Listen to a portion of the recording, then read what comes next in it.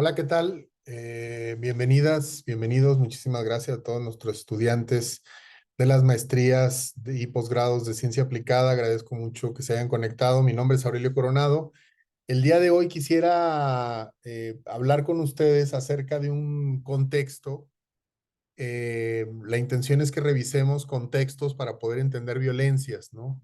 La intención es que revisemos contextos para poder encontrar indicadores a la hora de observar crímenes que se relacionen con personas en situación de calle o como ahora se les está empezando a llamar es personas sin hogar.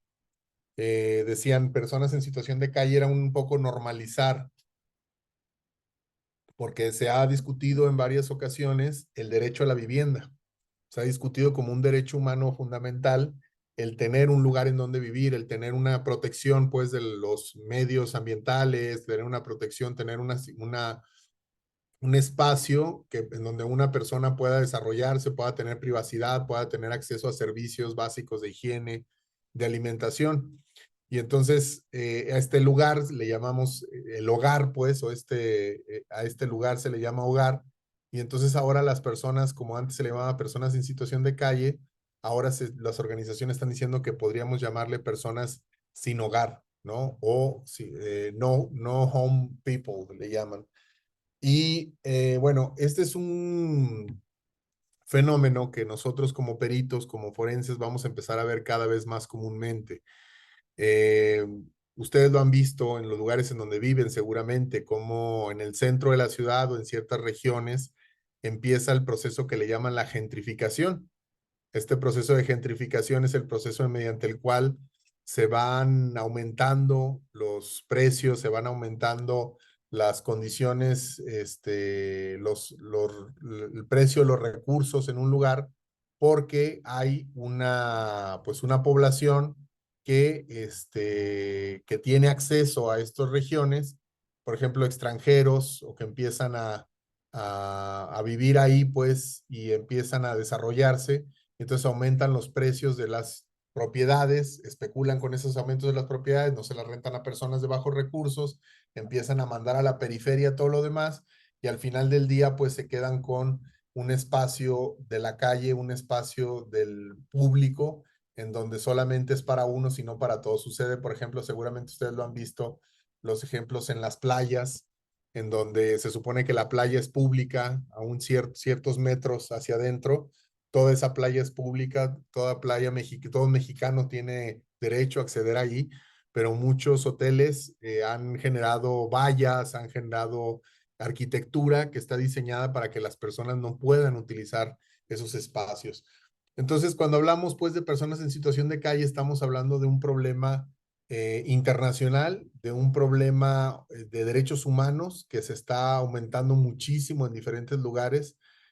Hoy hablaremos especialmente del caso mexicano, pero por ejemplo, en Estados Unidos, las personas que viven, por ejemplo, de clase media, que se han quedado a vivir en sus autos y que todavía van a trabajar, o sea, viven en situación de calle, pero van y trabajan, utilizan baños públicos, duermen en su auto y viven a veces en familias completas en esas condiciones. Esto tiene que ver con la pobreza extrema que se está viniendo y con el desplazamiento de muchas personas hacia las calles. Hay que entender primero que cuando hablamos de personas en situación de calle es un problema multifactorial. Es el resultado de un proceso histórico, social, económico, cultural y jurídico que en la región latinoamericana puede identificarse desde finales de la década de los 70, fenómeno que fue creciendo en los contextos urbanos conforme el desarrollo de la economía del mercado, el avance de las políticas económicas neoliberales y los procesos de globalización mundial que para las poblaciones de muchos países trajeron graves consecuencias como el desempleo, acelerados procesos inflacionarios, flexibilización del mercado laboral y recurrentes crisis económicas con el intento de los países de hacer frente al ámbito competitivo del desarrollo mundial. Es decir, que estos factores macroestructurales que hablan de la industrialización del planeta Tierra, de las sociedades, en donde lo que se utiliza es un mercado sin restricciones. El mercado se refiere pues a esta compra y venta, cambio de bienes, servicios que se da, que le llaman básicamente el mercado o el sistema económico, pues también sin límites, genera riqueza sin límites, pero también excluye a población que antes estaba contenida o estaba protegida pues por economías estables o por intervenciones estatales. Entonces, este es un fenómeno global. Usted va, por ejemplo, en las calles de Los Ángeles, en Estados Unidos, calles de San Francisco, California, zonas en donde por lo regular se encontraban y se veían, pues, una cierta estabilidad económica, una cierta igualdad en las habitantes en términos de acceso a los servicios que ahí se daban, pues ya esto no es la realidad. Nosotros, por ejemplo, en Estados Unidos cada vez vemos más casos de personas que viven en la calle. También en México hemos llevado, por ejemplo, en la ciudad de Hermosillo, llevamos un caso de un hombre que vivía en situación de calle, tenía así como, vivía apenas con cierta, eh, pues ¿cómo le llaman? Le llaman, tenía insuficiencia alimentaria. La insuficiencia alimentaria es cuando no tienes acceso asegurado a la alimentación, pues no está asegurado, sino que tienes que estarlo buscando de día con día y que puede haber días que no tengas acceso a alimentación. Eso sería la insuficiencia alimentaria y personas que se encuentran en esas condiciones son muchísimas. El problema es que esto se está haciendo de una manera que parece invisible. Es decir, antes existía una clase que le llamamos clase media y esta clase media pues tenía acceso pues a casi siempre se definía porque tenía una vivienda, porque tenía un automóvil, porque tenía un empleo que le daba un ingreso estable para mantener una familia. Eso ya no existe en la actualidad, ya no existen, la clase media se ha ido reduciendo y aunque finalmente sigue siendo clase media porque se encuentra precisamente entre clases, eso no quiere decir que el poder adquisitivo sea el mismo que se tenga. La primera generación, la generación millennial, es la primera generación que tuvo después de la industrialización que tiene acceso a menos recursos y a menos bienes que sus padres. Es decir, estamos viendo por primera vez desde que se inició el experimento del capitalismo en todo el mundo que viene una generación que va a tener menos que la anterior. Eso quiere decir que el sistema está llegando a sus límites, que no va a colapsar porque siguen existiendo muchísimos intereses para que se mantenga, pero que sí vamos a ver cada vez más marginación y más pobreza. Las poblaciones callejeras se constituyen como un sujeto histórico que construye una identidad cultural y es el resultado de la exclusión social. Eso es lo que dice este caso, el caso Villagrán Morales contra Guatemala, que habla precisamente del caso de los niños violentados. Vamos a ver este caso para tenerlo de referencia. Esta es una sentencia de la Corte Interamericana donde habla precisamente de las condiciones y de los elementos que estuvieron, que tienen que ver con la identidad y tienen que ver con los derechos de niños y niñas, particularmente en situación de calle. En el caso Villagrán Morales contra Guatemala, la Corte Interamericana reconoció la violación a muchos derechos. Vamos a estudiarlos. Dichas violaciones a derechos se dieron por amenazas, detenciones, tratos crueles, inhumanos y degradantes y homicidios para contrarrestar la delincuencia y vagancia juvenil. Este tipo, fíjese, esto sucedió en Guatemala. Tenga usted en la cabeza un concepto que se llama limpieza social.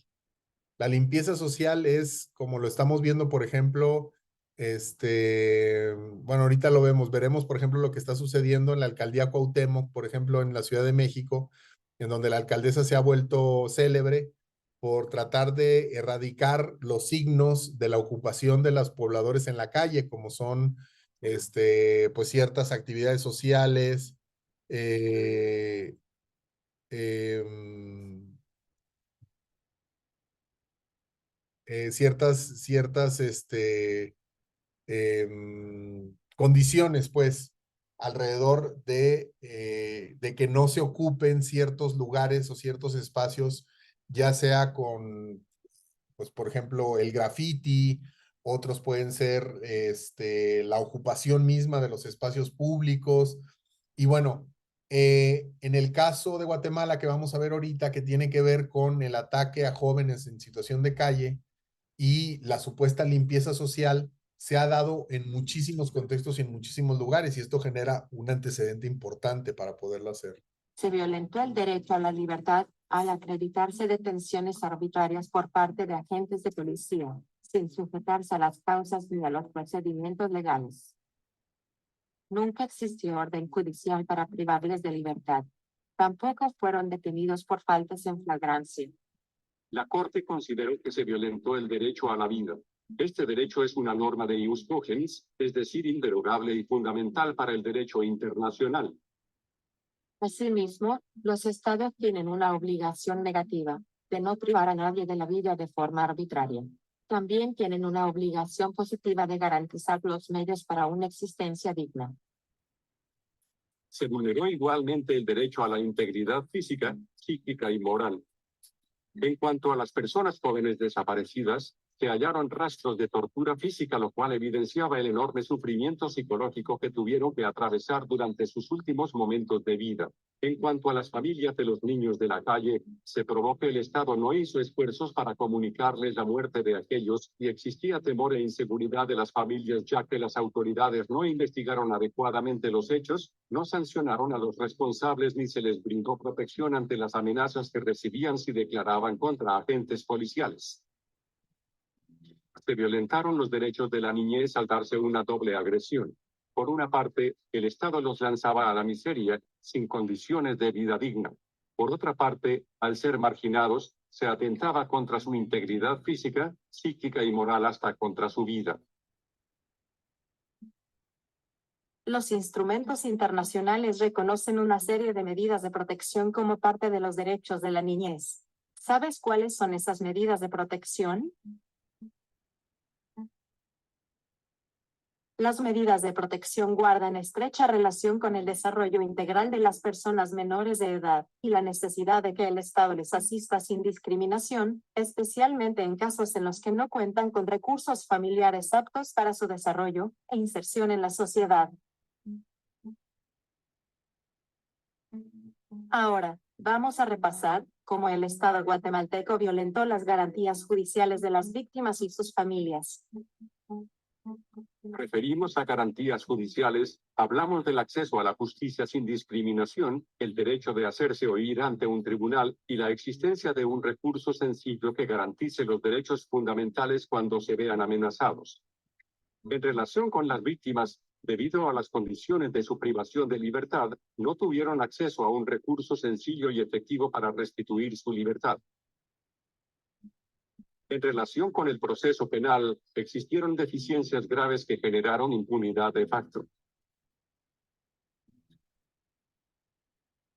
Además de que no se investigaron los delitos de tortura o secuestro, se tacharon las declaraciones de familiares y de testigos de mucha relevancia, las autopsias estaban incompletas. Todo lo anterior impidió que las familias obtuvieran una debida reparación. Por último, pero no menos importante, se acreditó la violación a las obligaciones internacionales relacionadas con la Convención Interamericana para sancionar la tortura. Varias disposiciones establecen las obligaciones de investigar, perseguir y castigar a los responsables del delito de tortura, a saber, la Convención contra la Tortura y otros tratos o penas crueles, inhumanos o degradantes de Naciones Unidas. Declaración sobre la protección de todas las personas contra la tortura y otros tratos o penas crueles, inhumanos o degradantes, el conjunto de principios para la protección de todas las personas sometidas a cualquier forma de detención o prisión.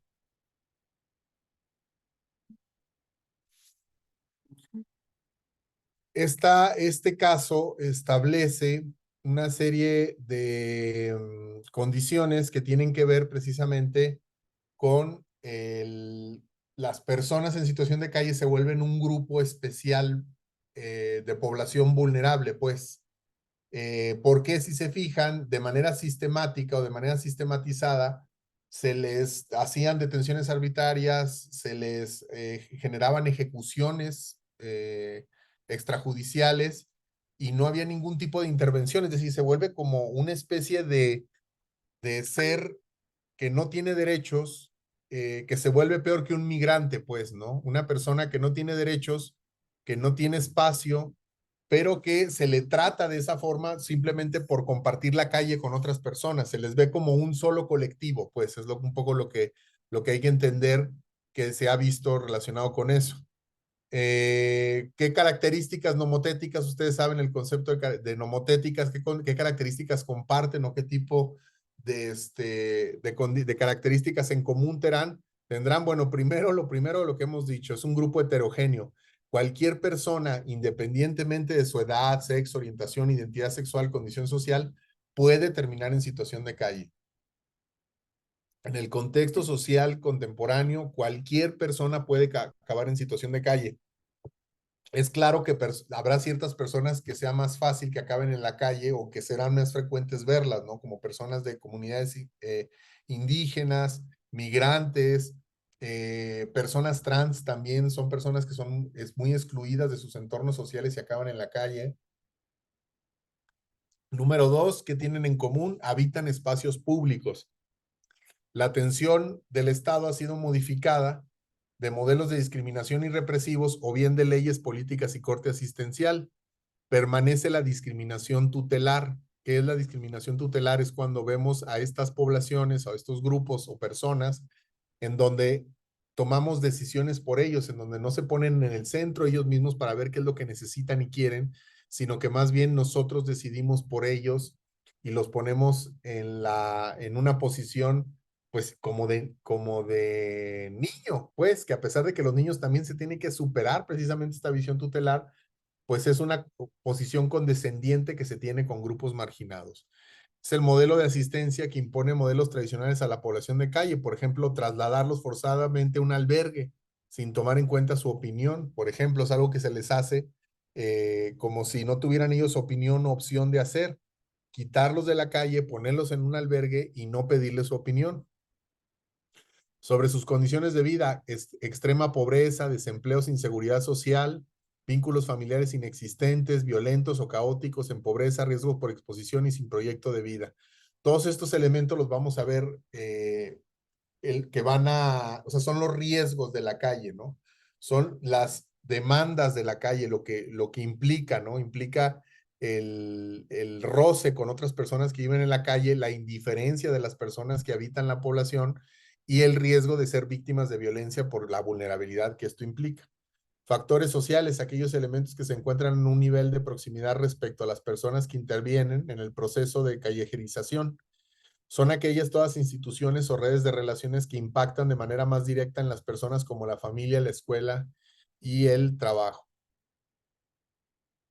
Vamos a ver dos ejemplos. Vamos a ver un ejemplo de lo que es vivir en la calle y luego vamos a hablar sobre la arquitectura hostil. La arquitectura hostil está diseñada precisamente, como decimos, para excluir.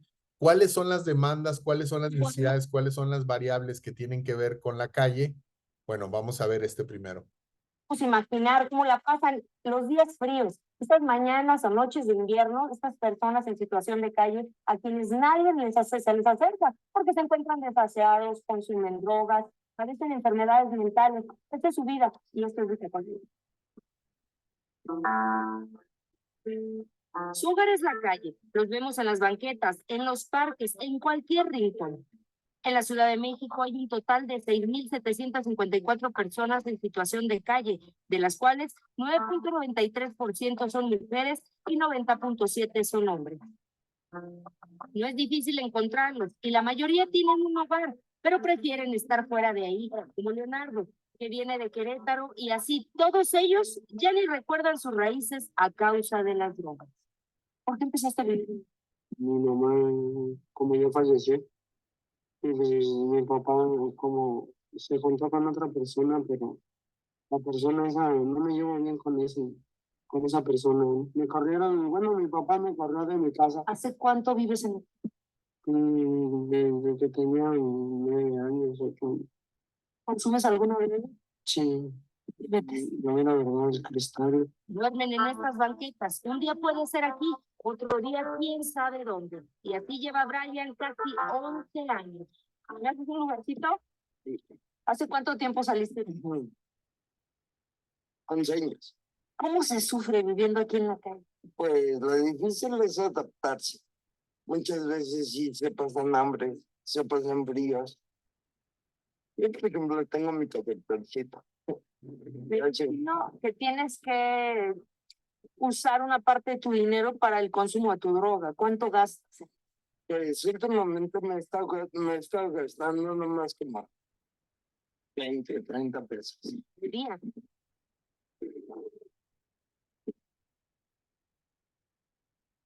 ¿Qué es eso? Solvente. ¿Solvente? Y ya por lo es. ¿Verdad? Es que yo he cometido yo sola. No me gusta. La verdad. Desde en mi mente es que soy. ¿Por esas cosas? Salir de mi casa. ¿Sí lo ves como un error? Sí. ¿Por qué no regresas? Pues son años ya, hace mucho tiempo. La mayoría son hombres y cuando se sabe de una mujer, te hablan de abusos y riesgos mayores. ¿En qué terminaste? Por tanta Cuéntame por qué es importante. problemas psicológicos, mentales, emocionales y déficit de lo mío. Y como soy alcohólica, pues, ¿Te gusta el alcohol? demasiado. ¿En dónde empezaste a consumir alcohol? Ah, en fiestas y reuniones. ¿Cuánto alcohol bebes al día? No manches, nos llamaba como unos 12. ¿Qué hacías antes, Sole? Antes trabajaba costes, mesera, trabajaba de todo. ¿No te aburres, no te cansas de estar aquí nada más acostado? ¿No? ¿Qué tienes? ¿Qué lloras? ¿Qué lloras? ¿Qué tienes? ¿Qué sientes? ¿Qué sientes? Son muy chillones. ¿Te dio sentimiento? Ojo. ¿De qué te acordaste? No me acuerdo de cosas. No, ahorita pues me lo recuerdo. ¿De qué te acordaste? Se acuerda, o sea, porque no llegan y la droga te lleva. Y cosas muy claras. ¿Por qué te salió la lágrima? Porque hiciste que veo, ¿no? De todo esto. Aún tienen la oportunidad de ser rescatados. Es cuestión de que lo decidan. En la Ciudad de México existen 10 centros de asistencia e integración social, regulados a través de la Secretaría de Inclusión y de Bienestar Social. ¿De qué manera atraen a las personas que están en situación de calle a estos albergues? Los que aceptan dar como un paso para salir de la situación de calle son llevados al centro de canalización y valoración. Nos refiero comida, un techo, baño, ropa, comida, atención médica. Y pues cosas para mí son más que nada leche, pañales y todo eso. ¿Cuántos más seguirán vagando por las calles, pagando un costo muy caro? Y precisamente según datos oficiales de la misma Secretaría de Inclusión y Bienestar Social, el rescatar a estas personas en situación de calle y ofrecerles todos estos servicios de manutención les cuesta aproximadamente 8,000 pesos mensuales por persona. Ellos pueden recibir este servicio gratuito. El verdadero problema es que la mayoría son esclavos de las drogas y no acceden a seguir reglas o cambiar su modo de vida. Es un tema difícil, lo que no cuesta nada es acercarte un segundo con ellos, brindarles una mano, un gesto, una caricia y que puede cambiar ese día también, ¿no? Es importante volver a ver estos temas, no soltar los gases de la línea. Dice Diana, en Querétaro quitaban a las personas del centro que se encontraban en situación de calle y las mandaban a los límites del municipio, exactamente. Sí, para que sobre todo pasó acá en Aguascalientes también. Ahorita vamos a ver sobre arquitectura hostil, precisamente para que las personas no puedan quedarse en la calle, para que el problema no se vea. Pero bueno, antes de pasar para que veamos y hablemos sobre arquitectura hostil, quiero que veamos, por ejemplo, cómo es que a pesar de que este reportaje está bien intencionado y quiere mostrar precisamente a las personas que se encuentran en situación de calle, lo que es cierto también es que es muy condescendiente, ¿no? En el sentido de que, por ejemplo, trata de buscar en las historias de las personas por qué es que acabaron en la calle. La verdad es que la mayoría de ellos pues no es que las drogas le hayan ganado, le gusta el alcohol, dice, no es como que el alcohol empiece y luego después acaben en la calle, muchas de las veces al revés, muchas de las veces primero son víctimas de violencia, luego a partir de eso generan trauma, luego a partir de las mismas condiciones que las llevaron a ser víctimas de violencia se mantienen en ese contexto y finalmente cuando se empieza a tratar de resolver, pues, o a tratar de atender esas necesidades, ya es demasiado tarde y su red de apoyo se ve mermada por sus mismas acciones o por la misma pobreza o porque no pueden cuidar de él porque tiene una enfermedad mental y entonces acaban en situación de calle, ¿me explico? No, son más bien problemas estructurales los que hacen que las personas acaben en la calle, no al revés, como que normalmente pensamos que son sus decisiones personales, incluso es lo que les dicen a ellos y todos ellos se sienten culpables de estar en esa situación. No digo que no hayan cometido errores, pero lo que estoy diciendo es que no vivimos realmente en una sociedad meritocrática, que los que mejor trabajen, los mejor que se porten, les va mejor y los que se porten mal les va peor. No es cierto. Entonces, difícil es que no apuntemos o que no nos demos cuenta de lo condescendiente que es esto. Vamos a ver ahora eso, la arquitectura hostil. ¿Es la arquitectura que discrimina a las personas pobres? No, aquí te contamos lo que es. Estos son ejemplos de cómo el diseño arquitectónico puede tener un impacto en la exclusión de ciertos grupos de la sociedad, como los pobres y los sin hogar. ¿Ha sido un parque donde las sillas están ocupadas por personas sin techo que están durmiendo en ellas? ¿O acaso has salido de tu casa y has encontrado a alguien durmiendo o comiendo frente a la entrada de tu puerta o garaje? Cansados de las constantes discusiones, acumulaciones de basura y deterioro del espacio, nace la arquitectura hostil.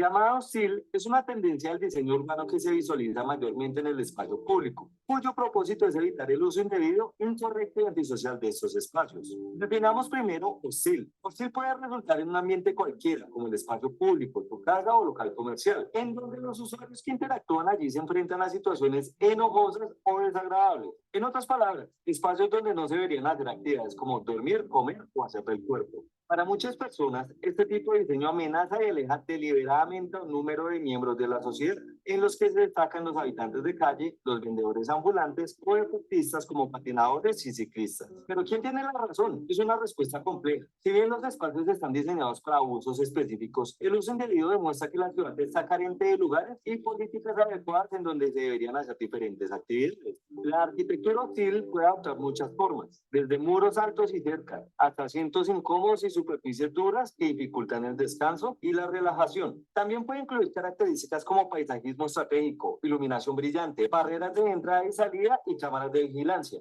Los ejemplos más comunes incluyen asientos angostos, divididos o inclinados que hacen imposible que una persona de la calle pueda descansar en ella. Con reposabrazos que impiden que las personas se sienten o reclinen durante tiempos prolongados. Pavimentos dentados e irregulares para disuadir a los patinadores. También están las tachuelas, baches o puntos en puentes o elevaciones para evitar el refugio. Finalmente, las repisas de ventanas con tachuelas que disuaden a las personas de acostarse y dormir allí. La arquitectura hostil también puede tener un efecto negativo en la calidad de las personas que habitan estas áreas. Los asientos incómodos y las superficies duras pueden hacer que sea difícil descansar o relajarse en los espacios públicos, lo que puede ser especialmente problemático para las personas mayores o con discapacidades físicas. Además, la falta de espacios públicos amigables y acogedores pueden contribuir a la sensación de aislamiento y exclusión social. Es importante tener en cuenta que la arquitectura hostil no es la única forma de crear espacios seguros y protegidos. Existen muchas alternativas, como la arquitectura inclusiva y amigable, que se enfoca en crear espacios que sean accesibles y acogedores para todas las personas, independientemente de su edad, género, etnia o situación económica. La arquitectura hostil es un problema creciente en las ciudades de todo el mundo, pero hay soluciones disponibles para analizar este problema y crear comunidades más inclusivas y amigables para todos. ¿Has tenido que diseñar arquitectura hostil? ¿Cuál es su opinión? ¿A favor o en contra? ¿Has tenido inconvenientes con personas sin hogar? ¿Cuál crees que debe ser la solución? Déjanos su respuesta en la caja de comentarios. No olvides seguirnos en las demás redes sociales. Y claro, no olvides salir de casa y explorar.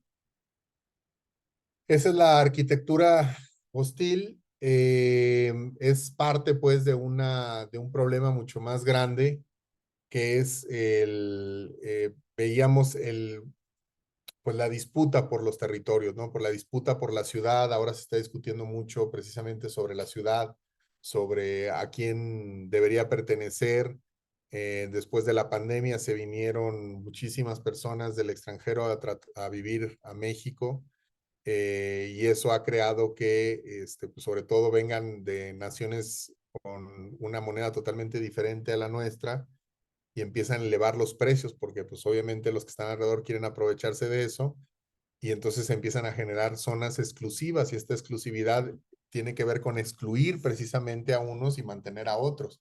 Y esto otra vez tiene que ver con la forma en la que se presentan. En algunas ocasiones existen elementos psicológicos de identidad que promueven la vida y permanencia en la calle y que las niñas, mujeres y hombres que viven en la calle van gestando una cultura que les permite la transmisión de saberes que facilitan su supervivencia en un medio hostil. Es decir, la calle se vuelve una situación de vida y la calle se vuelve también la identidad de estas personas. Hay que reconocerlas, pero son como invisibles. Su particularidad es la construcción de una identidad alrededor de la calle y el alto grado de riesgo al que se enfrentan de forma permanente, como quien vive en una situación en Ciudad de México, ¿no?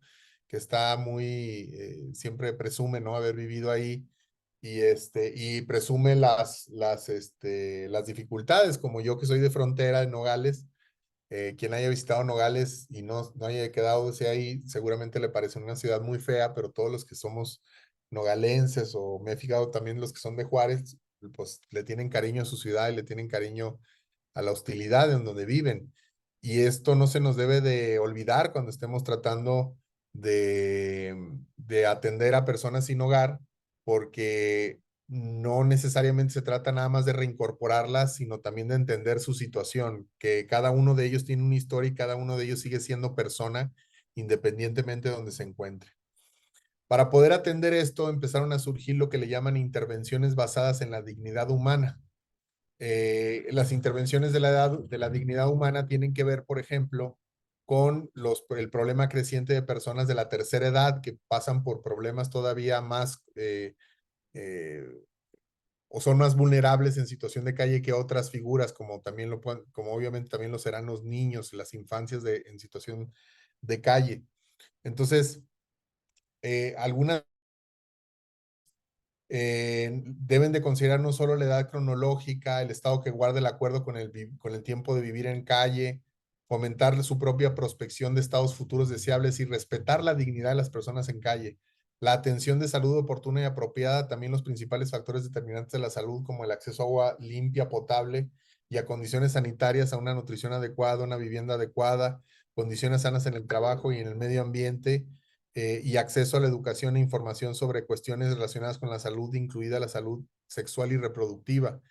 Eh, Personas que viven en estos contextos, pues por lo regular se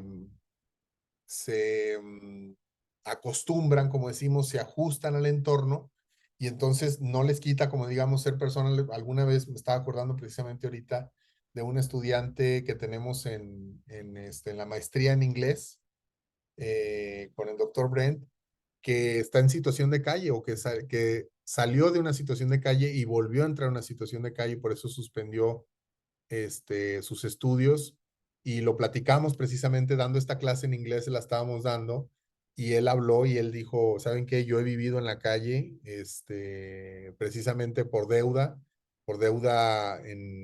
fíjense, para universidad, o sea, muchas personas para poder estudiar en Estados Unidos adquieren una deuda que es impagable durante toda su vida y se puede volver tan impagable que te te puede hacer terminar en la calle. Vamos a ver un ejemplo que les quiero mostrar, para poder ver las diferentes formas en las que se hace. Déjenme, le paso a otro.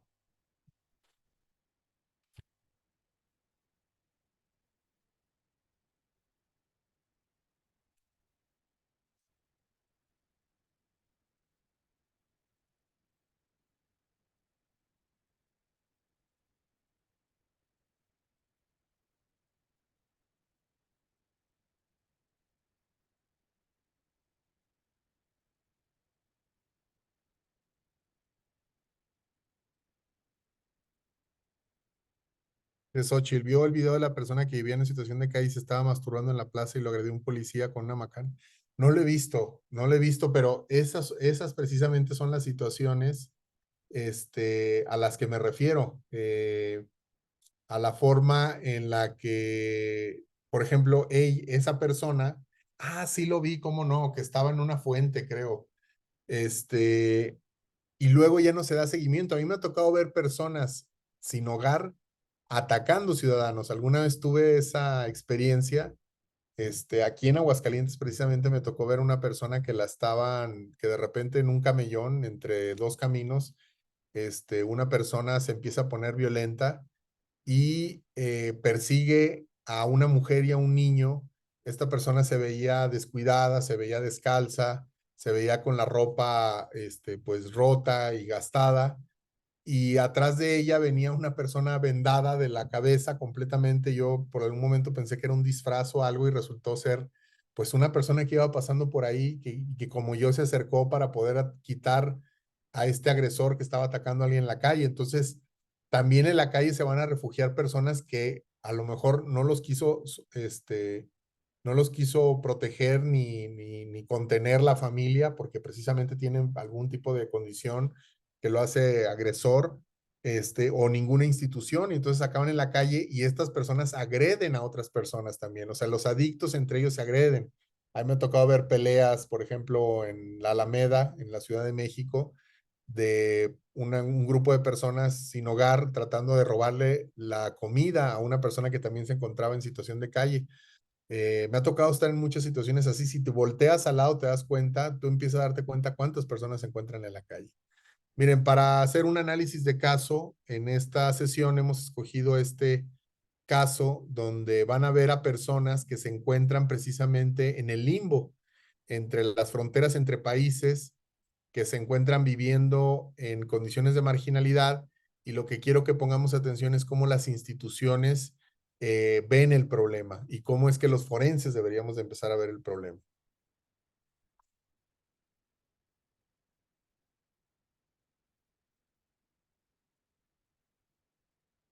El contexto migratorio de la ciudad de Tijuana está vinculado a su situación geográfica privilegiada por ser vecino de California. 45% de los migrantes que cruzaban Estados Unidos lo hacían por Tijuana. Por muchos años hubo una malla llena de agujeros, que era muy fácil de cruzar, por supuesto. Anteriormente la gente la deportaban y el siguiente día pues regresaba otra vez a Estados Unidos, porque la frontera no estaba tan vigilada. Sin embargo, las cosas comenzaron a cambiar a partir de 1994, cuando Estados Unidos implementa varias operaciones a lo largo de la frontera con el propósito de desviar la corriente migratoria a las zonas de desiertos y montañas.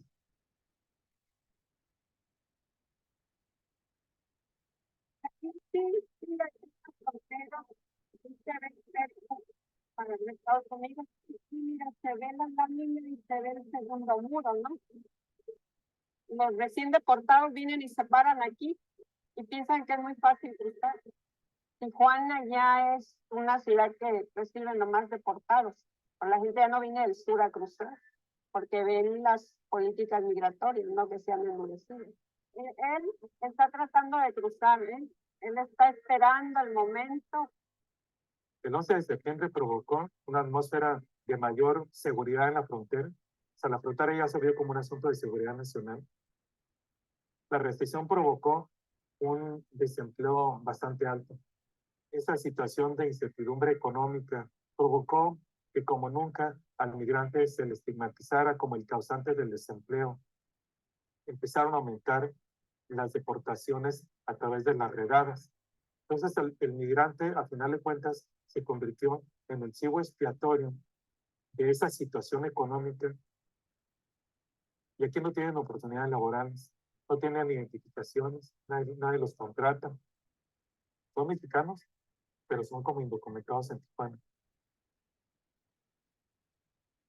Quiero mandar un mensaje para Carmen. Quiero decirle que ando valiendo madre aquí en Tijuana. You can come in here and see me in Tijuana. You know, before my situation is very bad. When you come in, you find me here.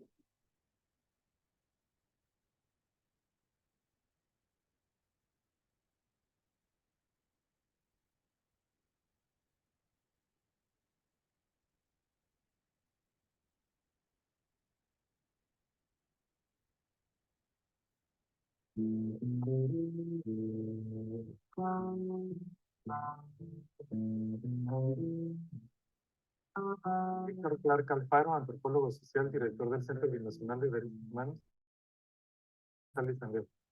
en Tijuana.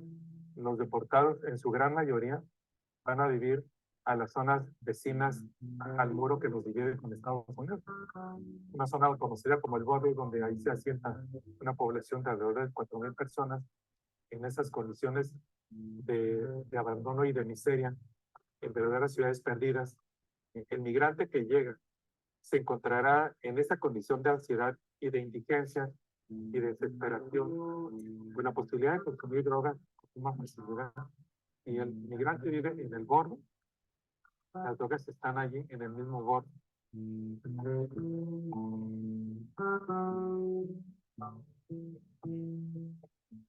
El Bordo es el canal del río Tijuana. Antes de ser canal era ahí como un pueblito donde se reunía la gente para poder cruzar a Estados Unidos. El canal o el Bordo está en la zona norte, cerca del centro de la ciudad de Tijuana. Entonces ahí estamos hablando que en todo el canal, porque es muy largo ese canal, se albergan como 2,500 a 3,000 personas, ¿no? Soy Micaela Saucedo, tengo 51 años, trabajando el tema de los migrantes y tengo como 40 años que conozco el canal.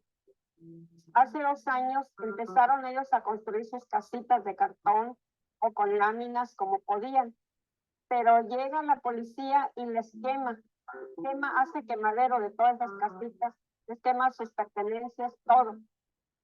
Los muchachos le llaman a las casitas de cartón ñongos, ¿no? Los ñongos. Este es el pozo donde vive el gallo. Y te va a enseñar aquí su pozo. Aparentemente, mira, está chiquito, pero abarca desde ahí hasta este otro lugar.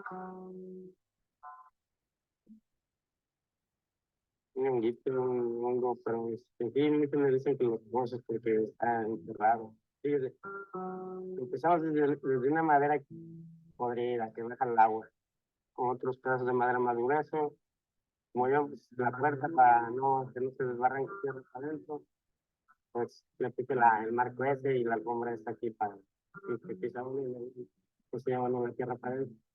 Y mantener un poco limpio lo que se pasa, ¿no?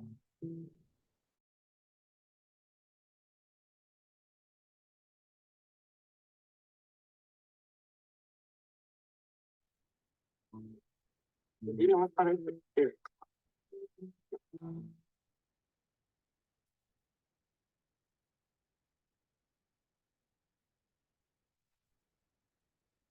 hombre del que no me igual, algo de cola, y de portada, pero pues hasta que se me canse el caballo voy a dejar de darles guerra en otros lados. Llegué en el 99, llegué allá en la jardinería a cortar yardas, mantener limpio las casas, postales, flores, mi esposa, su pueblo, a ella y a mis hijos. Yo tengo el 2005 que salí de allá, pero también regresé. Lo mío es nomás a nosotros son los que más nos corren, que nos vienen, nos agarran, que por andar en el canal. Nos pasa a veces que vienen y nos quema o quieren llevar gente por llevar. Una de las estancias que estoy aquí, no quiero regresar yo para atrás donde soy, porque no quiero regresar como una persona derrotada, que me viene con una ilusión, que por X cosa del destino, que yo con manos vacías, no quiero regresar a eso.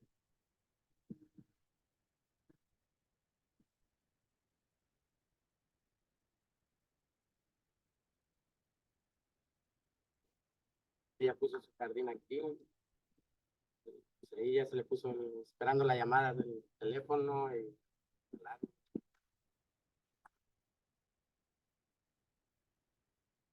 Micaela, hablan por teléfono. No, que no está, que luego les llama.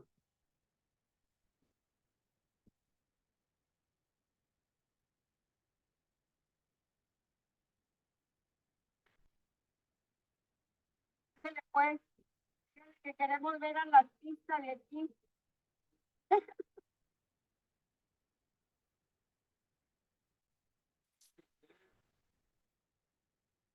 Estaba separando el pobre, el blanco y mi nombre es Abimael Martínez. Voy para 2 años, no estable en este lugar, pero desde que me descansaron hace 2 años. ¿Sabes cómo le vamos a llamar a este lugar? Le vamos a poner el Coche Túnel, porque todo esto es el coche. Y cuando acomodamos la gente, siempre ocupamos la forma de acostarnos de esta manera y de esta manera, que caemos 8 y 8. Como ves, son puros tablas de 2x6, son bien fuertes, de techo que tiene arriba. Y los barrotes también, que esos barrotes son de 2x4 y tienen a corta distancia, para que tenga un soporte bien firme. Tuve un buen tiempo en Estados Unidos, porque casi la mayoría de nuestros patrimonios se quedó allá, nuestros ahorros grandes, de una familia, mi trabajo, que era un taller grande, que trabajamos en Barichas, y en realidad ya personal, nosotros éramos propios negocios, y de veras cosas, que estaba allá, también saliendo con mis niños, y está ahorita en Guerrero, ubicada. Dios la bendiga, Mayrita, y estoy aquí en Tijuana, y a mis niños, que es Gabrielita y Mayrita, los quiero mucho, que pues recibo. En realidad rentábamos nuestra casa y le considerábamos nuestra casa algo precioso, con nuestra familia, y entonces, había refrigerador, lavadoras, hasta teníamos cuartos de visitas o de huéspedes. Esto es triste en realidad, que como le digo, no nos hace falta nada. En realidad, todo lo tenemos, comemos como la gente normal. Pero este lugar es terrible en realidad. Hemos utilizado albergues y hoteles y nos sentimos más peores que este lugar, pero nada se compara a un hogar que tenemos en América, con esta familia. Humildemente allá se disfruta la felicidad.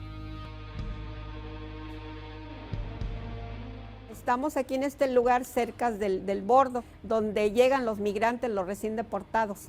Soy directora de Casa Refugio Elvira, donde se albergan personas deportadas, más que nada. Aquí tenemos este cuarto donde en la noche, pues aquí les tendemos pedazos de alfombra, su cobija, donde duermen los muchachos, ¿verdad?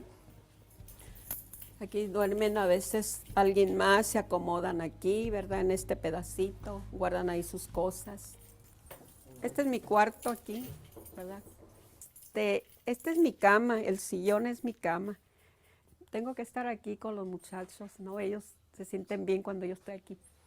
Tijuana era el cruce de la gente que venía del sur y decía, vengo a cruzar, ¿no? Y lo lograba. Tijuana comenzó a convertirse en un lugar importante de migrantes que intentaban cruzar Estados Unidos, sobre todo a principios de los 70s. Se calcula que cada año abandonaron el país 30,000 mexicanos. Para la década de los 90s ya eran alrededor de 450,000 mexicanos que cada año abandonaban el país, y la gran mayoría lo hacía por Tijuana. Llega el operativo Guardián en el 94 y es cuando en la frontera tenemos más cámaras, más sensores, más patrulla fronteriza. El número de agentes de la patrulla fronteriza aumentaron hoy alrededor de 21,000 a lo largo de toda la frontera. Son alrededor de 6 o 7 drones que vigilan toda la frontera. Hay sensores sísmicos para detectar movimientos cuando los migrantes cruzan, telescopios de visión nocturna. Es una frontera sumamente vigilada, eso no nos cabe la menor duda. Ahora que se están dando en los últimos años con el presidente Obama más de 1.4 millones de deportaciones, la mayoría pasa por Tijuana. A lo largo de la frontera, Baja California recibe el mayor número de deportados. En este momento, el promedio de deportados es de 200 personas diarias. Y de esas 200, nosotros estimamos que 30% son mexicanos que vienen de prisiones o que pertenecen a pandillas. Otro 30% se trata de mexicanos que intentaron cruzar, fueron arrestados y los deportaron. Esos mexicanos van a intentar volver a cruzar porque ya vienen con la idea de cruzar. Y el otro 30% se trata de mexicanos que han vivido largas temporadas en Estados Unidos. El migrante está en grave peligro de convertirse en un vagabundo en la ciudad.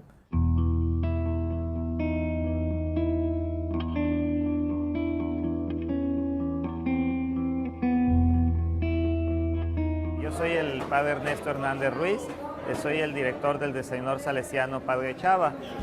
Estamos muy cerca de la línea o de la garita de San Isidro, por donde es deportada la mayoría de las personas que se deportan aquí por el estado de Baja California, y esto nos hace ser la primera casa, el primer lugar donde pueden dirigirse a buscar algo. Todos los servicios que prestamos son completamente gratuitos y las personas que ayudan a colaborar, todos son voluntarios. Yo te doy gracias en el nombre del Padre, del Hijo y del Espíritu Santo. Amén. Mi nombre es Joaquín Orozco Rodríguez, tengo 38 años, soy originario de Michoacán, México. Yo fui deportado por negligencia mía, por el sticker de la troca. Tengo 4 hijos, mi señora vive en California. Allá tengo mis 8 hermanos, mi familia, mi papá, mi mamá. Y mis hijos son americanos, nacidos en Perris, California. Yo tenía trabajo en soldadura, lo que es welding. Tenía un tallercito ya por mi propia cuenta. Estamos nomás esperando juntar un poco de dinerito y con eso de los income tax a lo mejor nos podría ayudar para regresar lo más pronto posible. Me cobran como $3,500 a $5,000.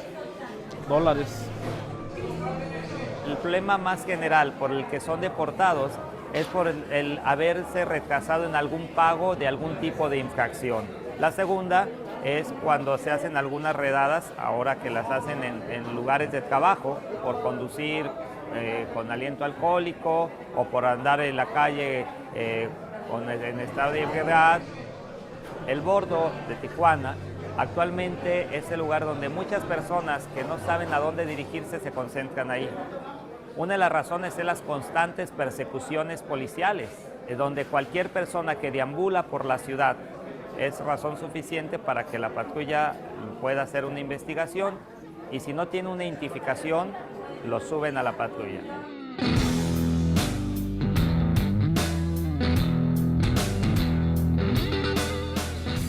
El problema... Fíjense cómo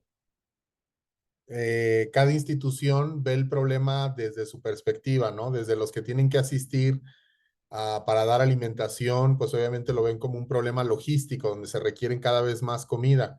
Pero ahora vean cómo lo ve la policía.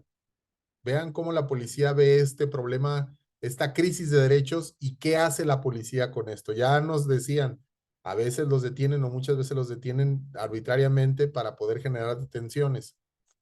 Ahora vamos a ver cómo piensan los policías a estas personas.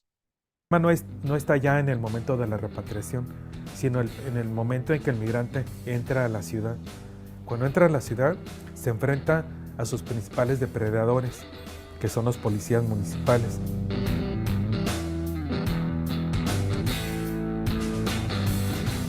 Mi nombre es Armando Rascón Guevara y soy el subdirector técnico de la Policía de Tránsito Municipal.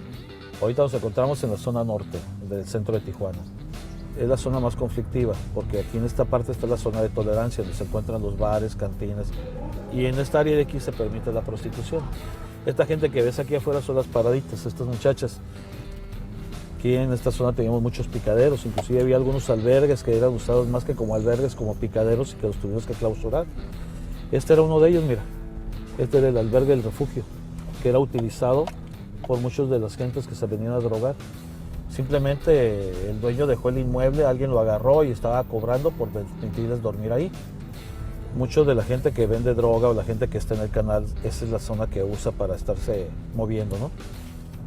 Es un problema, y sí es un problema y es un problema serio, porque está creciendo el del canal. Y sí repercute en la inseguridad, porque al final de cuentas salen a robar en lo que tenemos toda esta zona del centro, ¿no?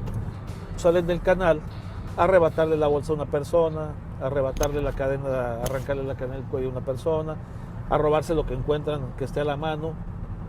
No asaltan, roban. En la zona centro, el 86% de los delitos son por esta situación.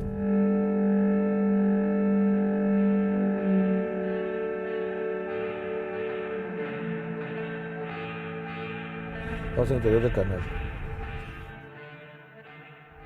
Después de un mes tú ya no eres deportado, ya no eres, ya vives aquí, ya te consideras residente.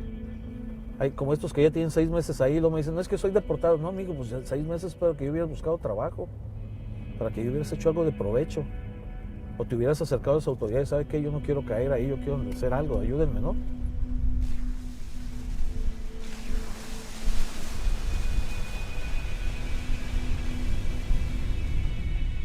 ¿Cómo es posible que esta gente viva dentro de eso? A veces que no te lo explicas, dices tú, ¿cómo es posible que ahí vivan estas personas, no?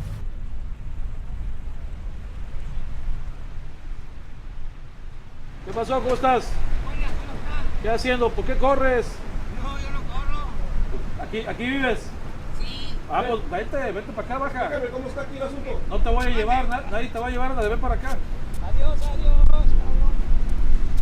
¿Cuánto tiempo llevas viviendo acá? Y me reportaron ¿Hace cuánto? hace como 6 meses ya. Pero barro ahí en el hospital y aquí los negocios. Vean. Es que ando quebrado, mire, yo de aquí ya no puedo trabajar en la construcción, mire, me atropellaron y tengo quebrado aquí toda la espalda, mire los huesos. Y mi aparato pues ya no lo tengo porque se me descompuso. ¿Y por qué te deportaron? Llegan al AMPO, al FIL, llegan los migras, llega la inmigración al FIL, como si no tienen, ¿me entiende? Así, permiso para trabajar, ahorita están llegando a los ranchos, a los AMPOs, al FIL donde uno anda trabajando. Ahí, pues si no tiene la green card para trabajar, lo reportan a uno. ¿Y estás esperando a cruzar de nuevo? Está bien difícil, ya le he hecho la lucha 2 veces, 3 veces ya, sí.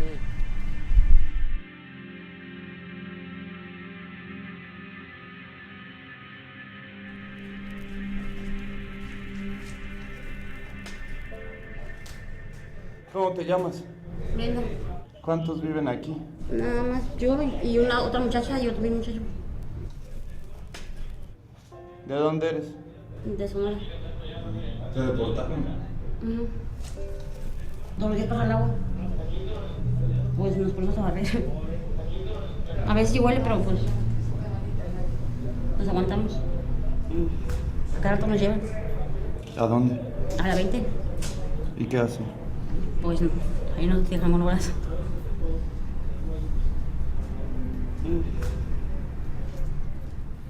Una manera de tenerlos controlados es aquí dentro del canal porque sabemos quiénes son, dónde están, aquí los tenemos, no se nos van.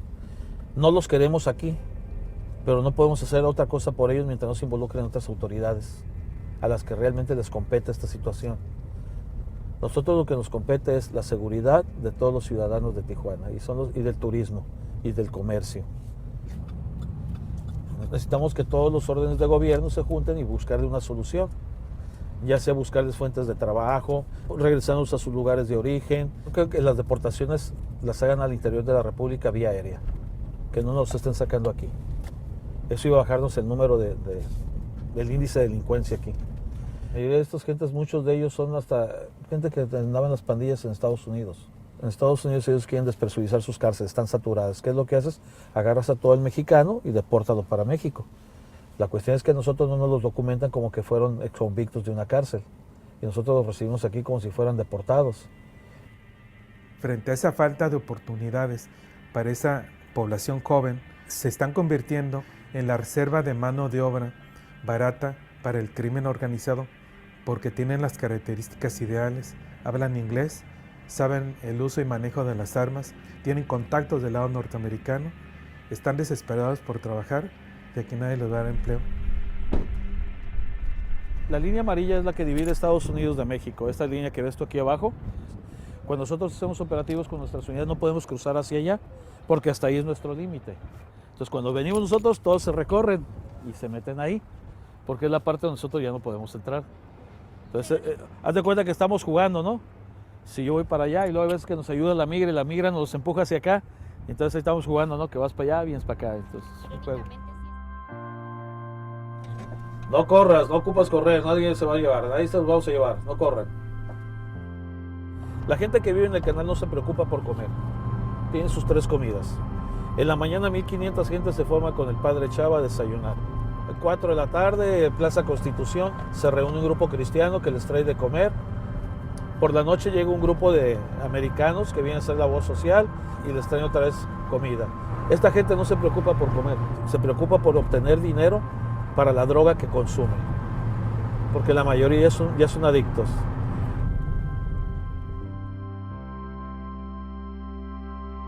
Yo creo que dentro del canal, yo creo que más del 90% es usuario de drogas inyectables, pero el 100% consume drogas. ¿Por donde entramos el otro día? Vamos a entrar por ahí de aquí.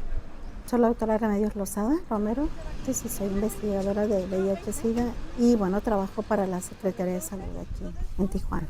El programa es el programa de reducción del daño que incluye intercambio de jeringas. Esta es otra institución, si se fijan, otra institución. En este caso es las instituciones de salud que ven a estas personas como un problema de contagio, porque lo son, porque muchos de ellos pues tienen prácticas de riesgo, porque comparten jeringas y porque hay pues relaciones sexuales entre sí. Entonces, pero vean cómo cada uno trata de resolver el problema que le toca en lugar de ver el problema de manera general. Como dice Gerardo, totalmente las diferentes perspectivas. Miren, vamos a ver a la de salud cómo los ve y qué les da, incluso cómo los trata. Ahorita lo que nosotros vamos a llevarles es jeringas limpias para recoger las sucias. Le echamos agua y le echamos condones.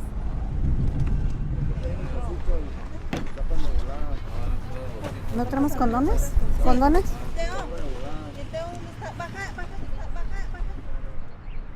Sí, échalas ahí. Fíjate, muy bien, mijo, que ya no estés compartiendo, ¿eh? Está bien.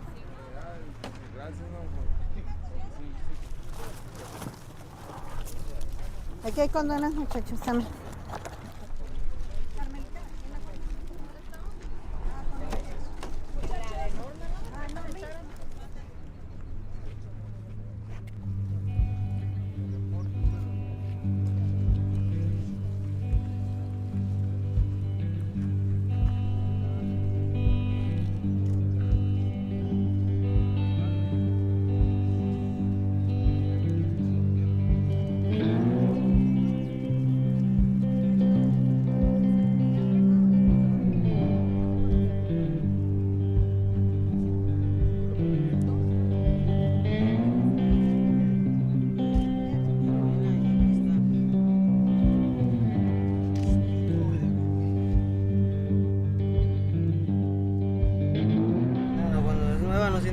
Pero cuando es así ya viejita como y ya se achata el filo, pues ya batalla para que entres en tu piel y para que pique la vena, a veces nomás la empuja, porque ya está chata, pues ya no la traspasa así rápido, la empuja nomás. O sea, ni entra tienes que meter recio.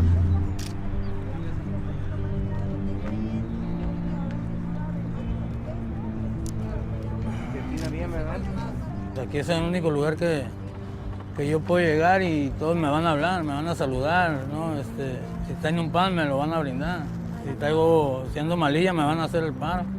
¿Tú venías de una cárcel de Estados Unidos? Sí. Estuve por andar cruzando pues marihuana y pues como fue mi primera vez me agarraron y me dieron poco tiempo, me aventaron para acá. Muchas veces para la situación que uno vive aquí, preferiría uno estar torcido en la pinta, porque ahí no te va a hacer falta pues nada, ¿no? Ahí en la pinta vas a tener todo. Aquí nos quemaron el cantón, mira. Los policías quieren ver el cantón que se quemó. Aquí en este pedazo, acá era la cocina y caminabas para acá poquito más para adentro y aquí teníamos un colchón aquí grande, esponjoso y todo aquí tapado, bien tapadito. Y pues no se metía el agua ni nada, pero pues llegaron los placas y de repente le metieron un cerillo y pues son puras ramitas de estas, pues de volada se prenden. Y pues por acá tenemos la salida de emergencia. Por este este lado, para acá. Y aquí ya sales al patio acá a mirar todos los patos y todos los animales que hay aquí. Hay un chingo de animales aquí bien bonitos. Nosotros tenemos prohibido quemarles las cosas. Eso es algo que yo se los he prohibido desde que yo era jefe de ahí, lo sigo haciendo ahora que estoy como subdirector y seguimos en lo mismo. No le permitimos a nadie que golpee a nadie. Nomás los tumbamos, nomás los tumbamos. Llegas tú y tumbas, destruyes para que ya no estén viviendo ahí. Todos los días hay una limpia social de indigentes que no son otra cosa que migrantes deportados para que, entre comillas, no den la mala imagen a la ciudad.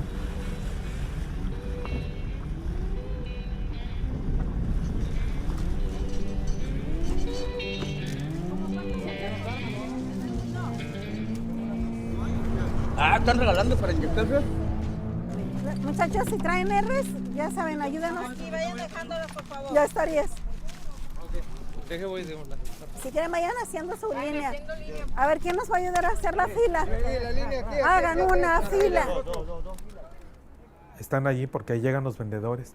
Y al bordo no solo consumen quienes viven en el bordo, sino consumen quienes son adictos que bajan de colonias a comprar la droga adentro, en el canal.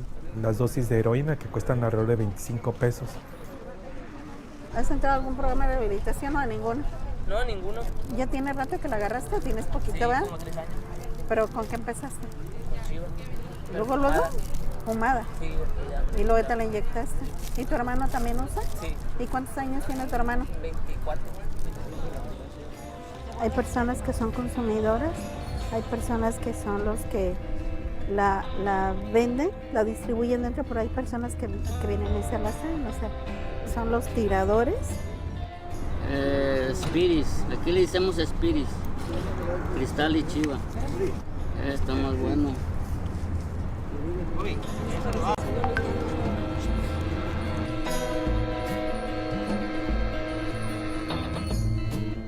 Y el trabajo para nosotros de reducción del daño, el cambio de jeringas, es reducir el número de infecciones, tanto de VIH como de hepatitis y de otras enfermedades. Entonces, nosotros estamos focalizando esta intervención a los que ya están usando.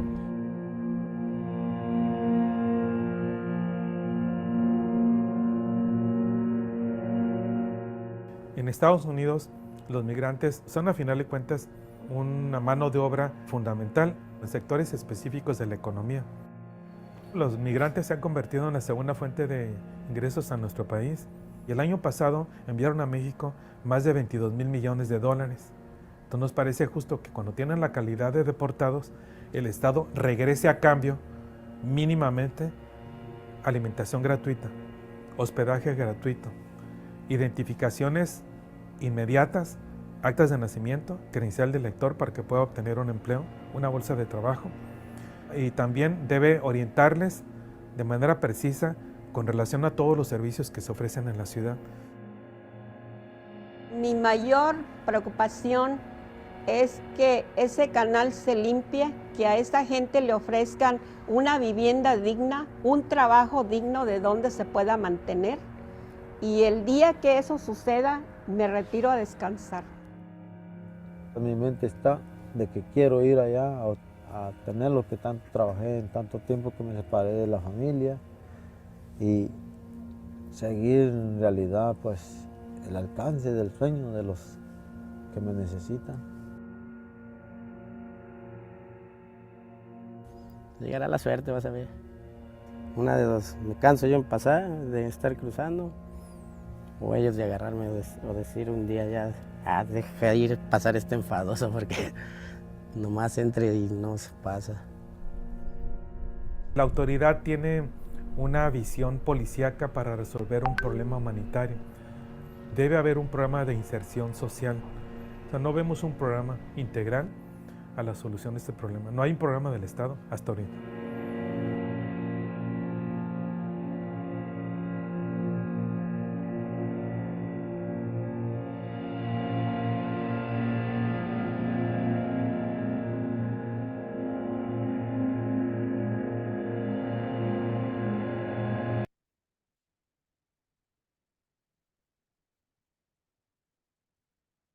Dice Diana, incluso ver los orígenes del problema, las malas políticas públicas, la economía y mucho más, que es lo que está diciendo, si se fijan, el académico. Al final, el académico tiene otra perspectiva, lo está viendo desde el punto de vista crítico, ¿no?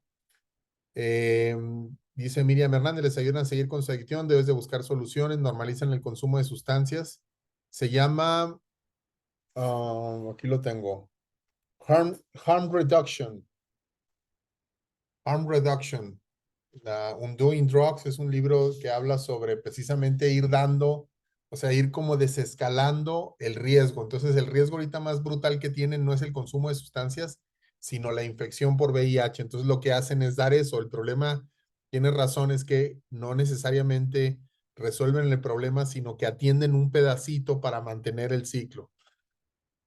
Dice Diana, y lo dice, me parece muy interesante, dicen que ellos no se preocupan por comer, dice el policía, ¿no? Pero sí lo hacen, debe ser una incertidumbre no saber si tendrás comida, si seguirás con vida, si te harán daño, si desaparecerás. Esa incertidumbre puede ser un factor para consumir drogas, exactamente, para no pensar tanto en la marginación y discriminación que se está viviendo. Como ven, ya para ir cerrando, pues hay una relación bien íntima entre vivir sin hogar, el consumo de sustancias y la criminalización de estas personas. Tanto porque existen víctimas de violencia, porque se encuentran en espacios donde puede haber impunidad y donde hay predadores que están buscando precisamente personas vulnerables para ser atacados. Por eso muchos migrantes, niñas migrantes se visten con ropa floja para que ser confundidos con hombres, como hombres. También esas variables participan mucho, la variable migrante, la variable color de piel, la variable pobreza, ¿no? Entonces, estos contextos, cuando tengamos un caso que involucre personas en situación de calle o personas con adicciones, es muy importante que lo primero que pensemos es, seguramente aquí hay una persona que ha sido privada de vínculo humano o que ha sido privada pues de redes de apoyo. Y entonces, por lo tanto, hay que verles como personas vulnerables, que pueden ser personas vulnerables a violencias o a criminalización de sus acciones, como detenciones arbitrarias, para poder hacer pues una simulación de justicia, una simulación de un programa de seguridad pública. Les agradezco mucho que se hayan conectado el día de hoy, les agradezco mucho su presencia, agradezco mucho sus comentarios, sus preguntas. Nos vemos en la siguiente ocasión.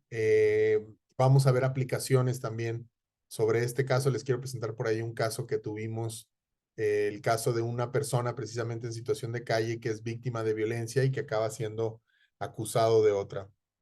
Les agradezco a todos, agradezco a Gerardo, agradezco a Diana, a sus comentarios, a Miriam, a todos por estar presentes. Muchas gracias, Ochil. Y nos vemos la siguiente ocasión. Descanse, nos vemos pronto.